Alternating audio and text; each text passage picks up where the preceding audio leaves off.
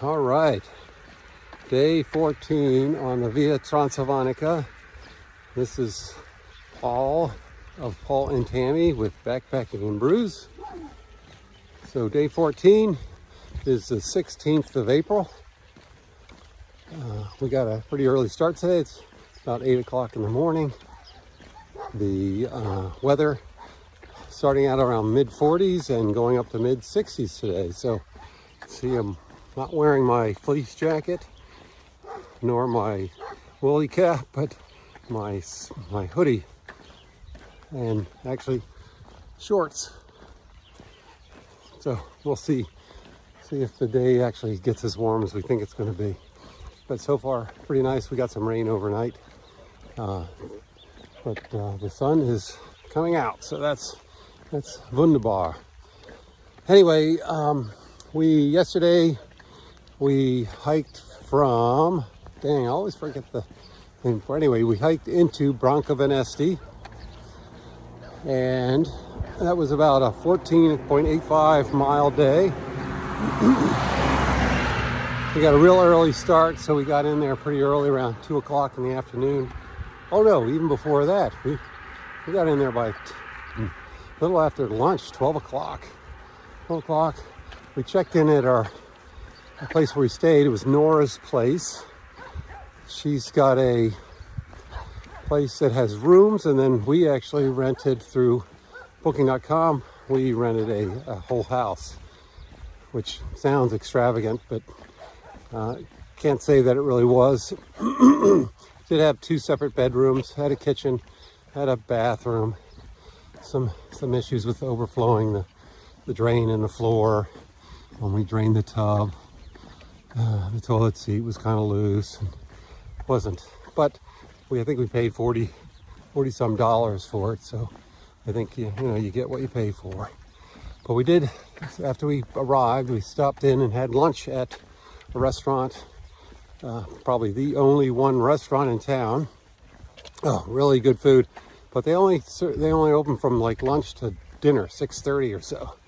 But we had a really wonderful lunch, well prepared, a couple beers, of course, and it worked out okay. And then for dinner last night we went to Nora's place and had dinner, and she just offered to make dinner for us, and we said, wait a minute, we should pay you for dinner. Oh no. Well, we did pay her something just to cover the costs. Wow. So in leaving Brancovenesti today, unfortunately, we're on a road that has traffic, and this is not the best part of the trail, of course. Kind of bummer, but it is what it is. So we'll see what the day brings, but so far we're still plugging away. So yesterday at Nora's place, we met an interesting fella. He is American, but he lives here in Romania. He just retired from the army a few months ago, and he's been living in Romania for, I think, six or so months. I forget if it was 6 or 9 or 4. Anyway, so he's renting a place north of Cluj, near the famous Dracula castle, and just traveling, and he appreciates the cost of living over here in Romania, and seems to do pretty well. Yeah, he's a combat veteran, served over in Iraq and Afghanistan. He's talking about how he's got TBI, which is traumatic brain injury, and he's been shot several times, and so boy, give great credit to that gentleman for his service. Just boy, yeah, it's quite a few people out there, I'm sure, in similar situations, but not so many. But it was great to meet him. He apparently knows a whole bunch of people here in Romania, and he was doing the Via Transilvanica as well. Oh yeah, so he started probably after us, and he's been doing some hefty miles, but he's camping. He's most of the time. Last night he stayed at Nora's place, and he's going to stay there for a couple nights maybe, because he was getting resupplied by some friends of his here in Romania. But real interesting gentleman, and I'm sure we'll be crossing paths with him again. He goes by David, but it was great. Just amazing kind of the people you meet, you know, out in the middle of nowhere, not nowhere, but Romania, on walking the Via Transilvanica. So those we're sharing. Oh, also breakfast this morning, not so great. We didn't want to stick around or ask Nora for cooked breakfast, so we just grabbed some food from there was a little mini market on the corner in Brancovenesti, and we picked up some items. But really, the mini markets are even less stocked than the supermarkets, of course. Not a lot of good choices for breakfast, at least not according to what we're familiar with. So just want to show there is development going on here in Romania. It's not entirely a poor country. It looks like they're trying to widen this road. Yesterday when we were hiking, we ended up walking across on a farm road that looked like it was going to be converted into a regular paved road. So there's money out there being spent on the infrastructure to help improve, you know, transportation, etc. So, you know, even though you see some buildings that are sort of in disrepair and falling down, there is money being spent in other places to improve them. We asked David a little bit about that because he spoke, you know, real good English, and we're still not entirely sure why some buildings are in such good shape and other buildings are in just total disrepair and looks like they've been abandoned. And we thought maybe it had something to do with that. You know, 19 million Romanians living in Romania and 5 million Romanians living outside of Romania. So might be some of that. But we pretty much witness it in every town that we walk through. So I'm sure somebody knows the reason why. Okay, so more of the painted trees. There's another one a couple over there, but they don't look as fresh. Paint, that is. And this one's not painted. So the mystery still sits around us. Okay, here's another thing that we came across a couple times. So the Via Transilvanica social has basically a Q code on one of their brochures, and at all of the sort of the lodging establishments and the eateries, they paint that too. Eateries will have that pamphlet with the Q code showing up there, and it says register. So they want you to, you know, the NGO wants you to register on the trail, and just to help keep track of numbers and etc. for, you know, counting purposes and, you know, all that important stuff.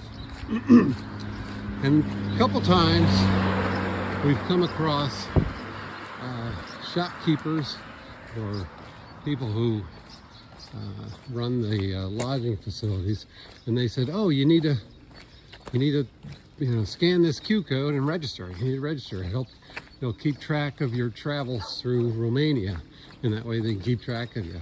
Well, we registered once. We didn't register for a few days. So it was, I forgot what town we registered in, but it wasn't Putna. And then when somebody asked us to, you know, scan the Q code again, we did, and sure enough, it comes up and it says, if you've already registered, you don't need to register again. So there might be some kind of confusion or sort of a disagreement of how it's supposed to be used. But as far as we can tell, based on the English that we were reading, you scan it once and you're done. You don't scan it again.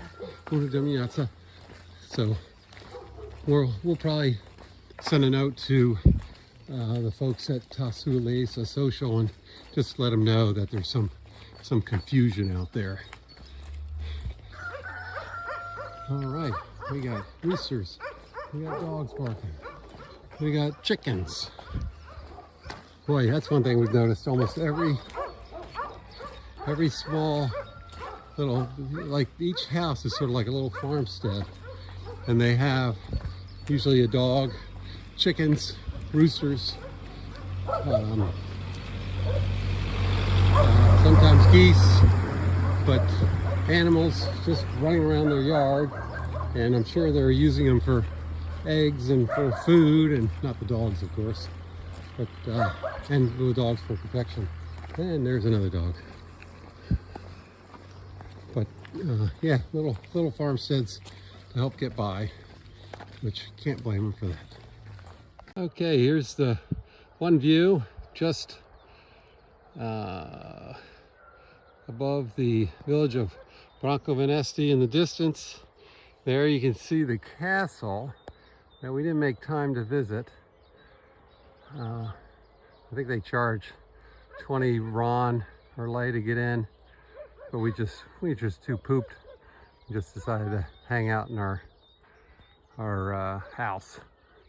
But yeah, real pretty view up above the villages, heading into the hills now on this tractor road, as I think it's being referred, and we're going to be going up there and then around to the right, I believe. So we're a little past kilometer stone 288, which means we're, according to, if it's 1,400 kilometers, we are more than a fifth the way completed. All right. Just wanted to give a little view of what the trail is like right now. So we've been walking, we kind of climbed this hill out of that, away from the villages there, and entered the woods. Really looks like an old woods. Not sure how old the trees are, but I'm guessing at least 50, maybe 60, 70 years, maybe even 100. Beautiful, wonderful trail though. We've done a lot of hiking on the Appalachian Trail in the United States, and this kind of reminds us a little bit of it because of the way the woods are and the mature trees, etc. But what we don't find here so far are a bunch of iceberg rocks sticking up out of the ground and forcing you to either walk on them or around them or bend your foot a certain way. So this trail right here, which is sort of soft dirt, is just luxurious. And we're appreciating it while we can. Just past kilometer stone 289, we're coming into this mountain village. Not sure the name of it. We'll find out shortly, I'm sure. But oh, real pretty. It's real pretty scene, and wonderful day for now. So we just stopped in a little cafe, market, little grocery store, very small. But had a cup of coffee and a Fanta, and we were sitting there while we were drinking our drinks, and a local person who lives here stopped in and talked to us for a bit. He was sharing some of the history, and I guess in this village there was a major battle between the Russians and the Germans. Apparently the Russians were on the hill to the right and the Germans were on the hill to the left. So there's a lot of, he actually does metal detecting around here, looking for artifacts. But he said this village, all of the houses are sold. He says pretty much that the village is thriving in that there aren't any abandoned homes in this village, and that as soon as a home goes up for sale, it's bought. So this is sort of one of the first villages that we've come across that has been that way. He also explained that right when the wall came down, 1989, that's when a lot of Romanians left. And so that's where you see in these villages where all the abandoned homes are. They just left them and went looking overseas to find better, prosperity and better way of life. he estimated that there were as many as 6 million Romanians living outside of Romania instead of the 5 million that we've heard previously. So just kind of interesting to see and learn a little bit about the history and what transpired during that time frame. But he himself, so he spoke pretty good English. He worked several years in Cyprus and 3 years or so in England. I'm sure that's where he picked up the language. A friend of his that was also in the near the cafe also worked in Cyprus as well. So, but he'd said that his father and mother recently passed away, and but his grandfather was still alive at 94 years old. So he just had a birthday, and he was staying with him and helping him, you know, live. So pretty cool, and it's great to learn a little bit of the history in this part of Romania. Okay, so we're leaving a small village that we stopped at a cafe, and it's right on the trail, this cafe, and there's a sign out front that says, "We serve," in English, "We serve hot and cold drinks here." And so sure enough, caught our attention, and we stopped. Like I said, I had a coffee, Tammy had a Fanta, and Tammy it was a cafe and also sort of a little market, little shopette, small store, grocery store. You could buy some things. And so since it was a cafe and they had tables out front, Tammy asked if she could use the toilet, the water closet, and the shopkeeper kind of looked at her and said, "Oh," kind of like one moment, and he took a little bit of time, took care of my coffee. Then he came back, he got a roll of toilet paper, and he escorted her to the backyard where there was an outhouse through the chicken area, and sure enough, it was just an outhouse that was she was able to use. And it wasn't bad. We've experienced outhouses where are absolutely horrible, and this one wasn't that. It wasn't the case. Didn't smell, and she did her business and came back in, and he gave her the sink in the store to wash her hands. So all was good. Just a different standard. Usually when you have a cafe, usually kind of obligatory, you got to have a place to go to the bathroom as well. And it was there, just wasn't quite the what was expected, but it worked. So all is good. So just past kilometer stone 292, and we're on this farm road, logging road. I'm not sure what you call it, but boy, they really do take advantage of being in the forested area and harvest the carbon sticks and or lumber there. And most of it appears as if it's going to be used for firewood, just judging by the size of the cuts, the lengths. But some of it, you can see, are left in longer logs, presumably being used for other things, rafters, or maybe parts of a home, or who knows, furniture maybe. I don't know, maybe not furniture.